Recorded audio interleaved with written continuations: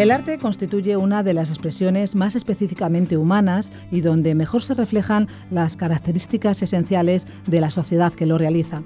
Desde sus primeras manifestaciones, hace 40.000 años, el arte nos permite conocer las sociedades prehistóricas y los comportamientos de los grupos humanos que realizaron las obras en esta etapa. Para conocer la pintura prehistórica de la península ibérica, una herencia cultural poco conocida y de gran importancia dentro de nuestro patrimonio histórico, la UNED ofrece el curso de formación permanente Arte en la Prehistoria, ¿qué y cómo pintaban? Hemos invitado a su director, el profesor de la Facultad de Geografía e Historia de la UNED, Martí Mas, que viene con dos profesores del curso para empezar conociendo cómo pintaban en la prehistoria. Hola, buenos días. Hola, buenos días. Dentro de nuestro curso El arte en la prehistoria, qué y cómo pintaban, nos vamos a ocupar hoy del cómo. Para ello tenemos con nosotros a Mónica Solís y a Rafael Maura. Los dos son doctores en prehistoria por la UNED y profesores del curso de formación permanente. Yo voy a empezar la exposición, con vuestro permiso, a partir del cómo pintaban en el arte paleolítico. Y después pasaremos a ver cómo pintaban en artes posteriores al arte paleolítico, como puede ser el arte levantino o el arte esquemático. En primer lugar, quiero decir que hay una serie de ideas que están muy asentadas entre las personas normales y corrientes, que se refiere a la forma en que están confeccionados los pigmentos con que se hicieron las pinturas rupestres. Concretamente, hace unos días estuve estudiando con mi hija, una persona normal y corriente, que es una persona normal y corriente, en efecto. Y entonces en su manual de historia, en la parte correspondiente a la prehistoria, pues dice que las pinturas rupestres están hechas con sangre, y en muchos casos dice que están hechas con sangre de los animales que cazaban, ¿no? Esto tenemos que decir que es completamente falso. El material con que se hacen las pinturas ha sido analizado en muchísimas ocasiones y siempre han dado como resultado óxidos de hierro. Entonces, con esos óxidos de hierro se consiguen tonos rojos, que pueden ir desde los anaranjados hasta los violáceos, pasando por toda la gama cromática. Como digo, estos rojos están hechos con óxido de hierro, pero el rojo no es el único color empleado en el arte paleolítico. También se utiliza el negro, que está hecho a partir de carbón, de ramas carbonizadas, a modo de lápiz, y el blanco, realizado a base de yeso o de algún tipo de material calcáreo. Estos pigmentos pueden venir acompañados por un aglutinante, aunque en algunos casos, en algunas cuevas, donde se han hecho también una serie de pruebas, pues hemos determinado que pueden haber estado sencillamente aplicados en polvo, y con la propia humedad de la cueva se solidifican y se hacen un cuerpo con la pared donde han sido pintados. Con pintura roja suelen hacerse motivos de todo tipo, motivos zoomorfos, que son la mayoría, o sea, figuras de animales, que son la mayoría de los motivos que se presentan en el arte paleolítico, y igual se pueden hacer con negro y se pueden hacer con blanco. Bueno, y Rafa, hay una peculiaridad, corrígeme si me equivoco, respecto, en contraposición al arte paleolítico frente al pospaleolítico, es que mientras que en el arte pospaleolítico, a pesar de que podemos utilizar distintos colores, Es cierto que normalmente los diseños de los motivos suelen ser monócromos, es decir, para un motivo se utiliza un solo color. En el caso del arte pospaleolítico se pueden dar más circunstancias, es decir, ¿no? Bueno, la mayoría están hechos con un solo color, pero sí es cierto que en el arte paleolítico tenemos un ejemplo claro en la cueva de Altamira, donde los famosos bisontes y la gran cierva, etcétera, pues están hechos a base de dos tonalidades. El negro, que es con el que se delimita la figura exteriormente, se contornea y se hacen también algunos detalles, y el negro y el rojo, que sirve para conformar el cuerpo, el interior del cuerpo mediante una especie de tinta plana. Y podemos entrar ya por aquí a hablar de los utensilios empleados para pintar. En este caso concreto de Altamira, esa tinta plana que rellena los cuerpos masivos de los bisontes está hecho probablemente con una muñequilla. Pero es un caso extraño, es un caso raro. Normalmente se utilizan o bien los dedos o se utilizan pinceles. Incluso para algunos motivos, recuerdo ahora mismo un caso de la Cueva de la Pileta, en el que los motivos están hechos a partir de un simple lápiz de óxido de hierro. Un simple lápiz de óxido de hierro que nos sirve para dibujar, igual que hacemos con un carboncillo, pero en este caso con un lápiz de óxido de hierro. Tenemos que tener en cuenta que la carga de pintura que tiene un dedo es prácticamente muy pequeña. Si nosotros nos manchamos la punta de un dedo y hacemos un trazo, no nos va a salir más de 10 centímetros de largo. Sin embargo, un pincel que tiene mucha más carga de pintura nos permite trazos mucho más largos. En la cueva de Ardales hicimos alguna experimentación y pudimos ver, por ejemplo, que los trazos de pincel tienen como unas pequeñas gotitas en los bordes de la propia fricción del pincel, con lo cual podemos determinar en ese caso pues que esa figura estuvo hecha con pincel. Y en cuanto a las manos y esas figuras que están básicamente conformadas a través de un contorneado o punteado, ¿qué me puedes decir? Pues las manos en el arte paleolítico pueden ser de dos tipos, positivas o negativas. Le llamamos mano positiva cuando la palma de la mano se impregna de colorante y se apoya contra la pared, entonces nos deja una huella en positivo de la mano. Pero también se puede hacer poniendo la mano sobre la pared y estarciendo la pintura alrededor de la mano, con lo cual al quitar la mano se nos queda un hueco que siluetea exactamente la mano. Las manos positivas en el arte paleolítico son todas rojas. Sin embargo, las negativas pueden ser rojas o pueden ser negras. En el caso de que sean negras, las que se han analizado pues nos han dado como resultado que están hechas de óxido de manganeso. Bien, pues si os parece podemos pasar ya al arte pospaleolítico. Como ha comentado Rafa, en las cuevas subterráneas, donde suele haber arte paleolítico, las técnicas son muy diversas.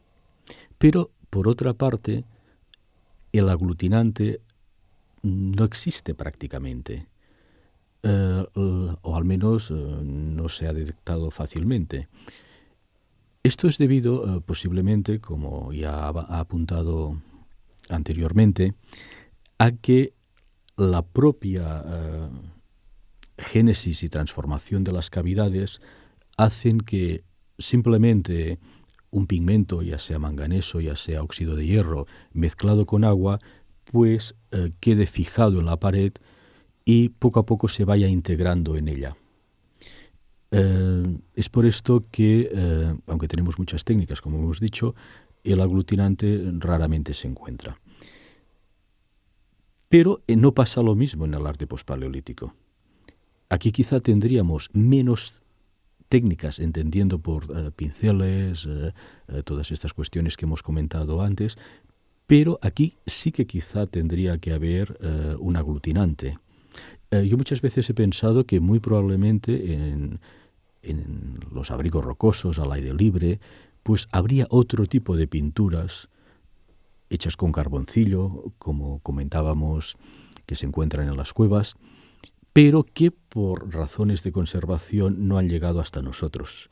Quizá lo que ha quedado en el arte pospaleolítico, en el arte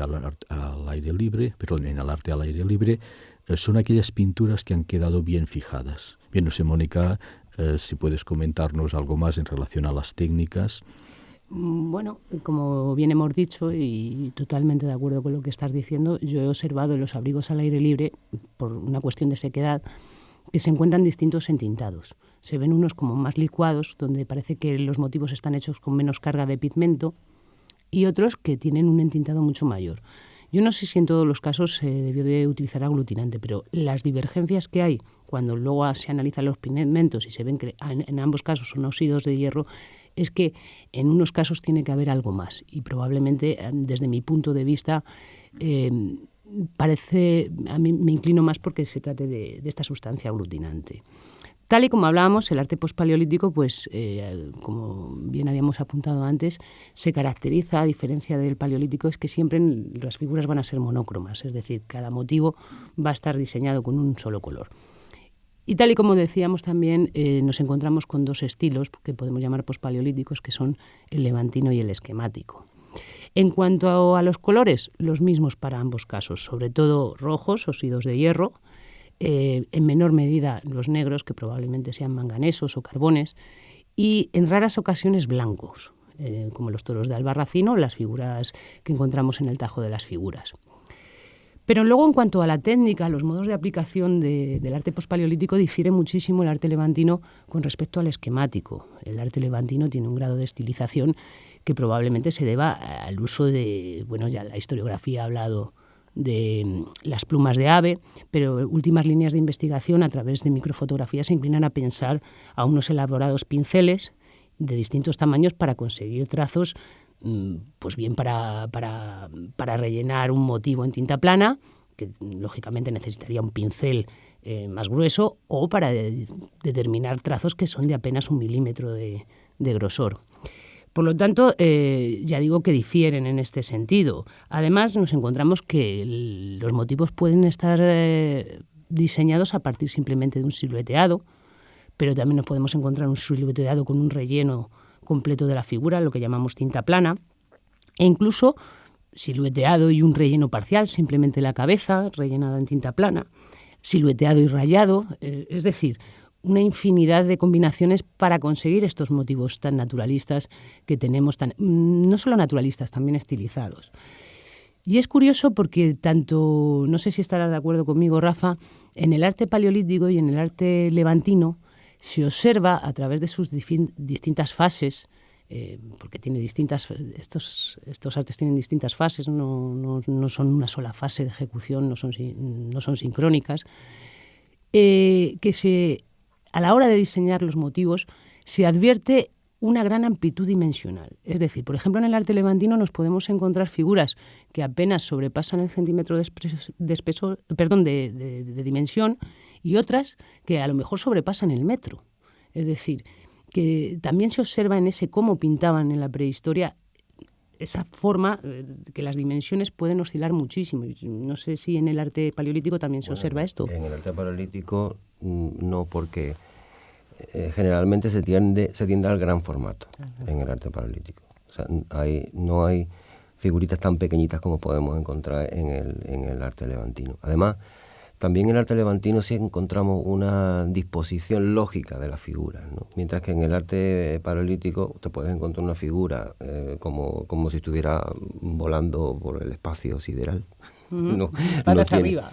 Claro, ¿no? O patas arriba, o cosas que son más difíciles de ver por ejemplo, en el arte levantino. Las figuras están más descontextualizadas. Por ejemplo, en el arte paleolítico es muy raro encontrar escenas. Es muy raro, aunque desde mi punto de vista las hay.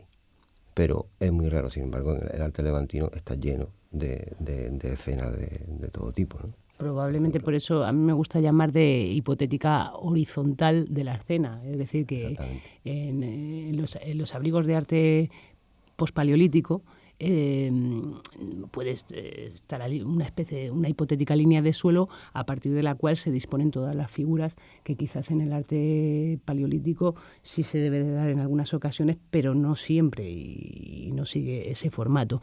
Incluso yo veo hasta en el arte esquemático, del que vamos también a pasar a hablar, que también hay una vocación dentro de su discurso de que existe una hipotética horizontalidad también. A mí, antes de entrar en arte esquemático, me gustaría matizar algunas cuestiones que quizá el oyente no las tiene tan claras. Y me gustaría irme a dos extremos. Por ejemplo, se ha comentado en relación al arte paleolítico que se pintaba con los propios dedos y simplemente con polvo de manganeso, de óxido de hierro. Posiblemente iban con unos saquitos y iban impregnando la cueva de puntitos, de rayitas. Rafa, al estudiar la cueva de Ardales, pues apuntó que se definía así un espacio simbólico, se limitaba un espacio simbólico con puntitos, con rayitas, para luego proceder ya sucesivamente en diversos periodos posteriores a pintar las figuras que todos conocemos. Pero aquí, como se ha dicho, el dedo, si nosotros lo impregnamos de pintura, prácticamente no pinta. Podemos pintar 1 centímetro, 2, 3, pero apuntando a la pluma de ave del arte levantino que comentaba Mónica, una pluma de ave utilizada no en el sentido que estamos habituados a ver en las películas para escribir, sino utilizada por las barbas, permite acumular mucha pintura y trazar estos arcos que incluso llegan a 1 metro o más, tan finos. La pluma de ave pues arrastra muchísima pintura y nos puede permitir una pluma de ave llegar a trazos de más de 1 metro muy finos. Estas cuestiones pues se analizan de forma tanto visual o con microscopios, como también se ha aludido, estereoscópicos, pero también es muy importante recurrir a la experimentación. Pues si os parece, no sé si hay alguna otra cuestión que se nos ocurra. Porque claro, estamos abordando un tema muy complejo que podríamos hablar horas y horas. Estamos solamente aquí delimitando los aspectos más básicos. No sé si hay alguna otra cosa o podemos pasar ya al arte esquemático. La experimentación sobre todo nos aproxima mucho al gesto con que está realizado el motivo. Es decir, por ejemplo, las puntuaciones, ¿no? Pues las puntuaciones están agrupadas y en algunos casos tienen su forma y tal, ¿no? O las digitaciones. Bueno, en la cueva de Ardales, como tú has dicho, pues nosotros estudiamos si un trazo, por ejemplo, un trazo vertical, vamos a suponer que tenga 5 centímetros, que se puede hacer con el dedo. Está hecho arrastrando el dedo, está hecho simplemente apoyando el dedo contra la pared. Todo ese tipo de cosas se analizan precisamente con este tipo de estudios experimentales y comparativos, claro. Se trata, en definitiva, de observar el proceso que va desde la obtención del pigmento, la elaboración de la pintura, hasta la plasmación de la forma, pasando por el gesto del artista. De hecho, incluso a veces se detectan, estudiando los abrigos, yo recuerdo que realizando mi tesis se observaba un salpicón, que está claro que el pigmento estaba diluido en algo líquido, porque era totalmente accidental y se veía que se podía colegir que el artista, a la hora de ir a realizar un motivo, el pincel o el útil que llevaba en la mano descargó pigmento accidentalmente, con lo cual se puede comprobar ahí que, por ejemplo, en este arte al aire libre, los óxidos de hierro estaban disueltos en algún tipo de líquido. Y así, pues ya doy paso al arte esquemático, que es la otra variante del arte pospaleolítico. Es, como todos sabemos, un arte mucho más abreviado. Y básicamente seguimos con los mismos colores que habíamos dicho para el levantino, y los trazos se reducen muchísimo por esta misma consecuencia, por esta misma circunstancia de que los motivos son mucho más abreviados. Entonces, básicamente son un trazo simple, más fino o más grueso, generalmente de 1 centímetro de grosor, hay veces que son más finos, y la digitación y poquito más, algo de tinta plana, pero rara vez, y sirven para conformar estos motivos mucho más abreviados, ya digo. Se ha hablado también mucho de cuál podía ser el instrumento, diferentes pinceles, pero precisamente vosotros que habéis hecho muchísima experimentación, habéis llegado a la conclusión que más o menos para el tipo de trazos que hemos detectado en algunos lugares en Andalucía, básicamente una ramita machacada en su extremo podía servir para transportar la carga de pigmento. Y otra cosa que observo en ese cómo pintaban en el arte esquemático es que progresivamente, frente al arte levantino, que teníamos esa amplitud dimensional que comentaba antes, de 1 metro a un simple centímetro, en el arte esquemático se va uniformando los tamaños, es decir, tienden a reducirse los tamaños, ya no tenemos, salvo excepciones, que las hay, pero en general vienen a estar casi todos los motivos en un arco dimensional de entre 5 y unos 20 centímetros, ¿no crees, Rafa? Como máximo, sí. Sí, ¿verdad? Y ya digo, hay una curiosidad también, es, por ejemplo, el arte esquemático pintado en negro, que curiosamente suele estar casi siempre en cavidades subterráneas, mientras que la mayor parte del corpus... Exacto. En el arte esquemático encontramos pintura negra, posiblemente carbón, en la subbética cordobesa, por ejemplo, en cavidades subterráneas. Exacto. ¿Por qué no lo hay en el exterior? Concretamente, en los trabajos que yo he hecho en Málaga, he localizado 2 sitios exteriores donde quedan restos muy desvaídos del negro. Y la razón, pienso que la has dado tú antes, ¿no? O sea, al ser carbón aplicado directamente y no tener aglutinante, probablemente al exterior hubo pintura negra, pero que no ha llegado hasta nosotros. Sí, en Córdoba también hemos encontrado pintura negra, pero es un tipo de técnica semejante a pileta. No encontramos estos trazos que encontramos en Córdoba, en Zueros, en Murcielaguina, que son más propios de un carboncillo aplicado directamente. Y a mí también me gustaría... Estamos hablando de arte levantino, de arte esquemático, pero también nos encontramos auténticas excepciones muy interesantes. Ahora estoy pensando en las cuevas pretinas o de los ladrones, en las cuales encontramos unas de las muy pocas manos impresas que hay en el arte pospaleolítico, que además están realizadas junto a puntuaciones y junto a muchísimas salpicaduras en un techo a muchos metros de altura. Cientos de salpicaduras. Nosotros llegamos a la conclusión en su momento que estas salpicaduras, más las manos impresas, más los puntos que serían digitaciones, son los restos que quedaron de haber realizado una actuación. A nosotros nos gusta llamarlo action painting, como homenaje a Pollock, pero se trata de esto. O sea, allí no hubo ninguna intencionalidad de pintar una cierva. Allí se realizó una actuación, no sabemos si era una ceremonia, un ritual, qué era, y dejó en las paredes pues salpicaduras, manos, pero no creemos que hubiera una intencionalidad de pintar, que es el arte, representación, expresión, pues muchas cosas, ¿no? Sí, que a lo mejor tenía un contenido, no podemos saberlo, simbólico, un ritual, quizás, nada que ver con la salpicadura que me encontré yo, que era una aislada, que era una salpicadura totalmente accidental. Era de Palomas, ¿no? En Cádiz, sí. Esta salpicadura pues era algo accidental. Era algo accidental totalmente. En el otro caso pues fue accidental también, pero había una voluntad era una actuación, tenía otro significado.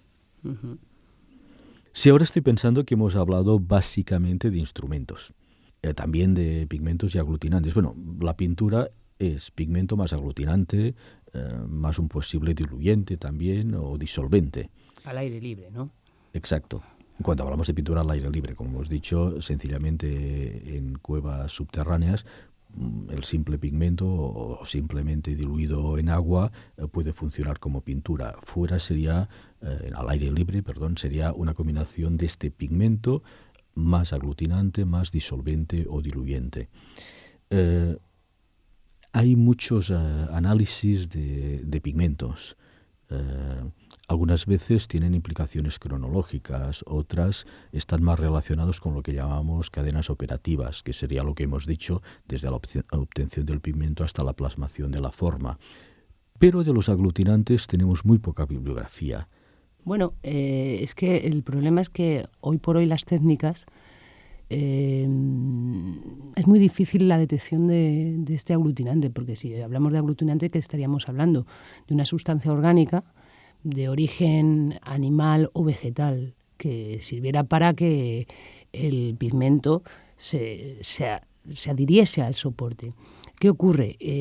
Normalmente son sustancias proteínicas y las sustancias proteínicas con el paso del tiempo se degeneran y se convierten en aminoácidos, pero cuando pasa más el tiempo aún más, terminan desapareciendo e incluso se fosilizan. Por tanto, se convierten en inorgánico. Eso también... Oxalatos, por ejemplo. Exactamente. O sea, hay algunas teorías que apuntan que el aglutinante se podría transformar en oxalato. Y, por ejemplo, también hay otra cuestión. Yo recuerdo nosotros en Minateda pues encontramos ácidos esteárico y palmítico, creo recordar. Y claro, no sabemos exactamente si es realmente el aglutinante. Y acudiendo a estudios de Danae Fiore en Argentina, por ejemplo, ellos también se lo encontraron y piensan que no puede ser el aglutinante. Realmente esto es otro tema, pero los aglutinantes grasos no son buenos, o sea, no soportan bien el paso de milenios. En este caso, Danae Fiore, una investigadora argentina, como he dicho, apunta que sería procedente de grasas animales y que serían restos de sustancias que estaban en las pieles que usaban para transportar la pintura o simplemente para procesarla, más que la pintura, los pigmentos, que es lo que decíamos antes, ¿no? O sea, podían entrar en las cavidades con esta bolsita de piel llena de pigmento y lo que nosotros encontraríamos no sería el aglutinante, sino que sería algo previo. En fin, es todo muy complicado. Es muy complicado por la antigüedad, porque una garantía de antigüedad es incluso que haya oxalato, porque habla de que ese posible aglutinante se ha fosilizado. Y por otro lado también tenemos que tener en cuenta que nunca podemos saber si hay algún tipo de contaminación exterior. ¿Podemos explicar qué es el oxalato? Porque estamos aquí hablando de oxalato y a lo mejor la persona no... El oxalato, para resumir, hay dos teorías básicamente, que se puede formar a través de la transformación del aglutinante, como hemos dicho, o pueden ser microorganismos que existan en la propia roca. Serían microorganismos fosilizados, dicho de una manera muy simplista. Hay varias teorías que se interconectan. Bien, yo creo que se nos está yendo el tiempo. Muchas gracias, Mónica. Muchas gracias, Rafael Maura. Y a mí me gustaría solo despedirme de ustedes recomendándoles que vean estos días. Se acaba de estrenar la película Altamira con Antonio Banderas, se lo pasarán mucho mejor que con nosotros. Muchas gracias y hasta luego. Adiós. Hasta luego.